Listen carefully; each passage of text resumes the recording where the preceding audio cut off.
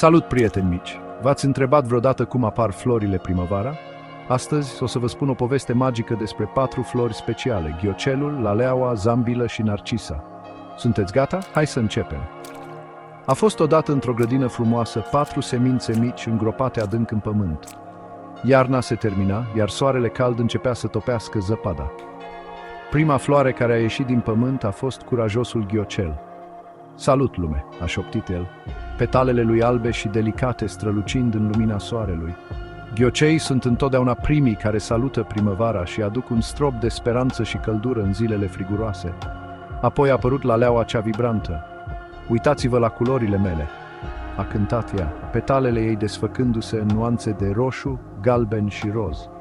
Lalelelor le place să danseze în briza primăverii, aducând bucurie și fericire tuturor celor care le văd. Ați văzut vreodată o grădină de lalele? E ca un curcubeu pe pământ. La scurt timp după aceea s-a trezit parfumata noastră prietenă zambilă. "Ah, ce zi frumoasă!" a exclamat ea, umplând aerul cu parfumul ei dulce. Și zambilele vin în multe culori, cum ar fi violet, albastru și alb. Lor le place să se adune împreună și să împărtășească parfumul lor minunat cu lumea. Dacă simțiți un miros minunat, probabil că e o zambilă prin apropiere. Și nu în ultimul rând a fost narcisa. "Bună dimineața tuturor!" a ciripit ea, petalele ei galbene strălucind ca soarele. Narcisele sunt ca niște mici sori în grădină, aducând lumină și veselie tuturor celor din jur. Lor le place să răspândească fericirea cu fețele lor luminoase și însorite. Aceste 4 flori, ghiocelul, laleaua, zambilă și narcisa, au devenit cei mai buni prieteni. Și-au petrecut zilele bucurându-se de soare, bând apă de ploaie și ascultând cântecul păsărilor.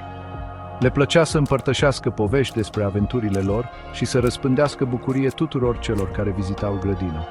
Așa că data viitoare, când vedeți aceste flori frumoase, amintiți-vă povestea lor fermecată și cum aduc magie primăverii. Și poate, doar poate, au un mesaj special doar pentru voi. O zi minunată, prieteni mici, și continuați să înfloriți ca aceste flori minunate. Pe doare, papa!